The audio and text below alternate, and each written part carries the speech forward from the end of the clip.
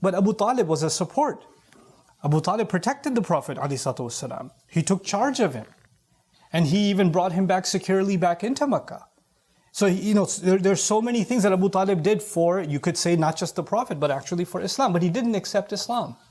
Until his dying breath, he wouldn't accept it. He was close, but he just couldn't get himself to do it. He just didn't take it. And that hurt the Prophet so much, sallallahu alaihi wasallam, that someone who loves him, not just someone who hates him, someone who loves him, someone who cares for him, someone he cares for also, like a father figure. And he just won't listen to the Messenger, sallallahu alaihi wasallam. Now, think about this for a moment. Nobody can give a better speech, and nobody can make a better argument, and nobody can present something more lovingly than the Prophet himself, sallallahu alaihi wasallam. He is the best teacher for all of humanity. So Abu Talib had the best teacher with the best message and the best opportunity to learn this message. There was nothing missing. Everything that could be done was being done. And yet he's still not listening. And so this pain that maybe the Prophet sallallahu alaihi wasallam, what did he do wrong? What's missing? Why won't he just accept? And so Allah told the Messenger sallallahu alaihi wasallam something very heavy that I want you to really think about today. And that's the words of Allah when Abu Talib passed away. إِنَّكَ لَا تَهْدِي مَنْ أَحْبَبْتَ وَلَكِنَّ اللَّهَ يَهْدِي مَنْ يَشَاءُ. You certainly are not the one who guides whoever you love. You're not in charge of guiding whoever you love. Now, I love my children. You can love your spouse. You can love your parents. You can love your brother or your sister. We have love for family. The Prophet ﷺ's love can never be compared. The kind of love he had, the kind of heart, we can never compare. And that love makes you want the best things for the person you love.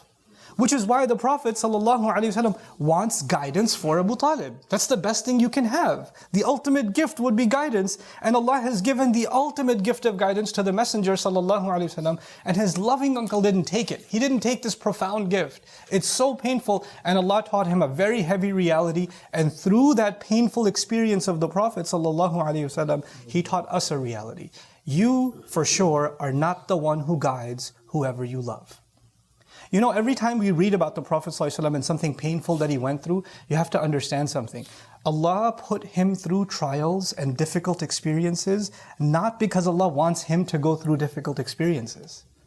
Allah loves him more than anyone else. This is the most beloved creation of Allah. So you have to ask yourself, why is Allah putting His Messenger through these painful experiences? Because he is rahmatan للعالمين, because he's a mercy and a teacher and a care and an act of love from Allah for all people forever to come. In other words, you and I are going to have people that we love. You and I are going to have people in our life that we want to see guided, that we want to see change, and we're not going to see them change no matter what we do. And it's going to be frustrating. What are we supposed to do? I've tried everything. I've tried speaking softly, I've tried gently reminding, I've tried this and I've tried that and I've tried the other, and nothing's working. I don't know what to do. They seem to be getting even further away. And it is in these moments that we have to remind ourselves of the exact same pain that the Prophet ﷺ felt at people like his uncle. And by the way, it's not even limited to his uncle. In the Arabic language, إِنَّكَ لَا تَهْدِي مَنْ أَحْبَبْتَ, this is called al-a'id, al-damir al-a'id in grammar. So the expected language is إِنَّكَ لَا تَهْدِي مَنْ أَحْبَبْتَهُ. There's a damir expected. But there's a hadful damir, there's a pronoun missing. And what that does is that the ayah is not even limited to the uncle of the Prophet ﷺ. The ayah is actually open to his love for all people and all, the entire Quraysh, all of humanity. The Prophet ﷺ's burden was not just his family. The Prophet ﷺ's burden out of love for humanity was actually all of humanity. Whoever would not listen. Whoever would not listen. Can you imagine the analogy he gave, sallallahu alaihi wasallam, about his love for giving people guidance? He would compare himself to someone standing in front of a fire, and these insects and these moths, they get attracted to the light and they fly right into the fire. And he's trying to shoo them away. Like literally like you get those zappers, bug zappers and stuff in homes that attract the bugs because of the light, And he's trying to get them away from there. You're going to kill yourself. You're attracted to something that's going to destroy you. And he's trying to push them away. That's the incredible love of Rasulullah sallallahu alaihi wasallam. And yet Allah told him, actually, your only job is to remind people. Your only job is to deliver a message in a loving, caring way. But what they do from there on, بَلِ الْإِنسَانَ عَلَى نَفْسِهِ بَصِيرًا. وَلَوْ أَلْقَى مَعَاذِيرَهُ. A person has to be in full view of their own self. Everybody's responsible for themselves. You know, when I travel and the thing is that we have to understand something. Allah we believe Allah controls every leaf on every tree. Allah controls every movement of every honeybee. Allah who controls every step that every ant takes. And I ask, do you believe in this control that Allah has? Yeah, I do. Then why do you think you can control your child? Who's in charge? Who's going to control the outcome for our kids? What they're going to do and what they're not going to do. Once they become adults, then their choices are theirs to make. We have to understand our only job can be to remind, but even that so gently, and some parents, it's not just about parents, it could be siblings or spouses, whoever else. We start thinking, no, that's all I do is just remind. But yeah, nagging is not the same as reminding. Sarcasm is not the same as reminding. Criticizing someone or making someone feel like scum is not the same as reminding. Embarrassing someone is not the same as reminding. Oh, you didn't pray, did you? No, but I remind very gently. How do you remind? You're just going to burn in hell if you keep this up. This is not the way you remind someone. This is not the way you're hoping they dress the way you'd like them to, that they behave the way you like them to, they pray the way, and then ask a hard question to people who want to do that. I just wish my son would pray, and your son comes over to the house to visit. He works in some different city. He comes to visit you, and when he visits you, you say, pray, and then he prays, fine. And when he prays, why did he pray? I mean, if he was going to verbalize his intentions, they're not going to be, I'm about to pray the Dhuhr Salah for Allah subhanahu wa ta'ala. He's going to say, I'm going to pray 4 rak'ah because my mother won't leave me alone. Allahu Akbar. Those intentions are not for Allah anymore. He didn't do that for Allah. So what good is it? إِنَّمَا الْأَعْمَالُ بِالنِّيَّاتِ. Actions are only good if their intentions are right. Doesn't everybody know that? So if we're trying to control what somebody else does, and now they're doing it because we wanted them to do it, and we forced them to do it, or we pressured them to do it, or we nagged them into doing it, then they're doing it for the wrong reasons, which makes it completely worthless. It's utterly worthless. And so here, what the messenger is being taught is a profound, heavy truth. We are not in control. We're not in charge. We cannot control any other human being in what they do. No one, no matter how much we love them, no matter how much we think we're responsible for them. And that's the next thing. Parents feel like they're responsible. A spouse might feel like they're responsible. An older brother or a sister might feel like they're responsible. But I'm responsible. My younger brother is drifting away. He's doing bad stuff. I need to stop him. I'm responsible for him. A father might feel responsible. A mother might feel responsible. The thing is, nobody's ever going to feel more responsible than Rasulullah sallallahu alaihi wasallam. Nobody. Nobody will ever have more of a sense of responsibility. And he did feel the burden, the pain of people not listening, of people drifting away. He did feel that pain. And yet Allah told him there's a reality that even if it's in your mind, your heart forgets it. And your heart needs to remember that you cannot guide whoever you love. And when you see the one you love going in harm's way, if you saw your child, going towards a swimming pool and they don't know how to swim, if you saw somebody heading towards a car crash, if you saw that, you'd want to stop them. That's what naturally we want. That's a protective, sense that Allah put inside all human beings. We want to protect those that we love. But we have to do it after understanding that when it comes to guidance, when it comes to changing somebody's behavior, that we have to follow the model given to our Messenger sallallahu alaihi wasallam. And he's being told, your only job is to remind. You are not in control. لَسْتَ عَلَيْهِمْ بِمُسَيْطِرٍ. You are not in control over them at all. You cannot guide whoever you love. Allah, in fact, He guides whoever He wants. Sometimes people are in the best environment. Let's take that a step further. Sometimes people are in the best environment. They're brought up in the masjid. They're around people that remember Allah all the time. The best environment. Everybody around them is good. And you assume that if a person is in a very good environment, that their upbringing is going to be good.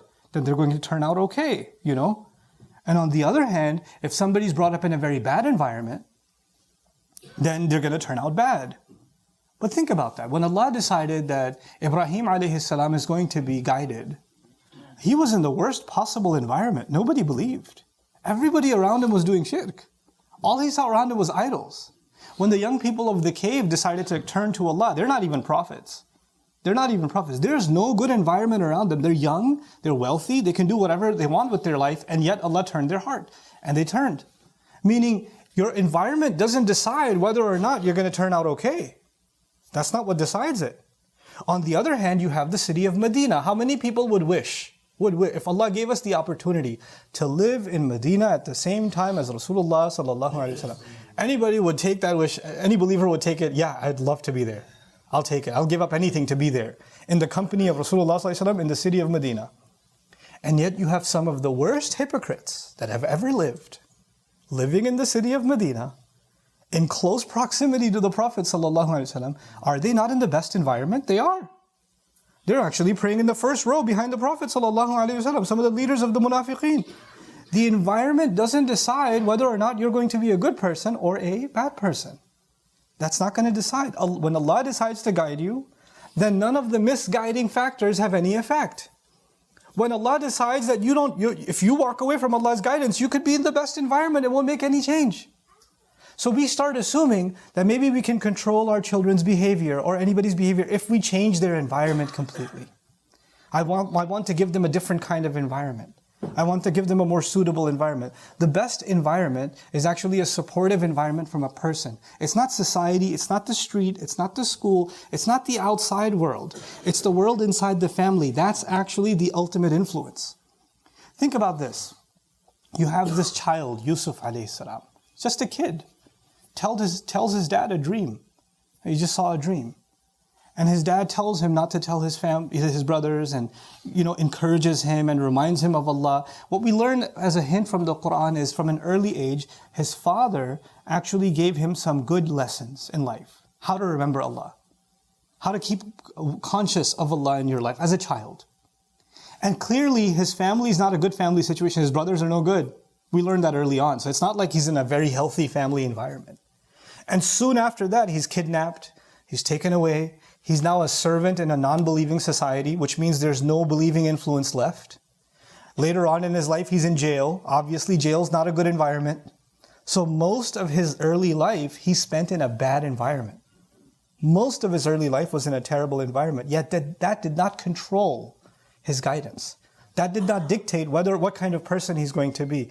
But good influence, good reminder from his father had an effect. Our job is to remind each other lovingly. Our job is not to control. Our job is not to get anxious and frustrated with those that we love when they don't behave the way we want them to behave. This is actually not the way of the Prophets ﷺ. I'll add one more thing, and that's important. When people find, sometimes, many of us are, because we're in the information age, we discover things about our deen later on in life. Some of us were brought up Muslim, in Muslim families, and we didn't really know why we're Muslim except that our parents are Muslim, right? So we just kind of took it for granted that we're Muslim. And when you move to a different part of the world, or you're in a city or somewhere else, and you are now exposed to a life that doesn't really go with Islam. You don't really know why you're Muslim to begin with, why your family practices or believes these things to begin with. Islam just gets reduced to just a few rituals, just some things that we do. Maybe prayer, maybe some Muslims just Fridays, or at least we go for the Eid prayer. That's what it gets reduced to. Or at least I think Ramadan's coming, so yeah, there's a diet season coming. So Ramadan or Islam gets reduced and reduced and reduced. But for some people later on in their life, they discover Islam again. They rediscover their faith. They realize, whoa, this is serious. This is Allah talking to me. They rediscover Allah's book. They rediscover Allah's Messenger, sallallahu alaihi wasallam, and they become more serious about their religion. They change. They experience a transformation. Then when they change, obviously everybody around them notices that they've changed, right? They don't dress the same way anymore. They don't talk the same way anymore. They don't hang out the same places anymore. Their socializing has changed. Everything changes. Everything around you changes. But what happens, unfortunately, with people that change like that, especially parents who change like that, they're so eager and so excited to want their children to change immediately too. Because I made so many mistakes when I was younger, I never want my children to make those mistakes. I don't want my 18-year-old or 20-year-old to make the same mistakes. So they start getting so excited to give their children what they now found. But the way they do that can be so overbearing. The way they do that can be so overexcited, they don't even realize they're doing more damage than good. They're doing more, they're trying to be musaytir. They're trying to be in control. They're not doing it for bad intention. They're doing it out of love. But we have to remind ourselves, when you do that, when you try to enforce something, nag something, when you try to overdo something, instead of bringing somebody closer to Allah's deen, you're actually pushing them further away. So you find conversations between parents and kids where the mom says the same, she brings up deen in some way, she brings up prayer, she brings up hijab, she brings up whatever, and the son says or the daughter says, oh, I gotta go. I'll talk to you later, mom. Because now, every time you bring up the deen, you bring up religion, it's an allergic reaction. And you created that, not them. And then you say, maybe I'll send Ustad Noman videos, that's going to help. And you know what? Those videos, I'm now in their spam folder. And I'm blocked on social media because looking at my face gives those kids an allergic reaction. Like, oh, here we go. This guy reminds me of all the times my mother yells at me. You know? Or other people like me. Oh, you know what he said? You know what this one said? You know what? You should watch this video. You should do this. No. Stop. Easy. Take a step back.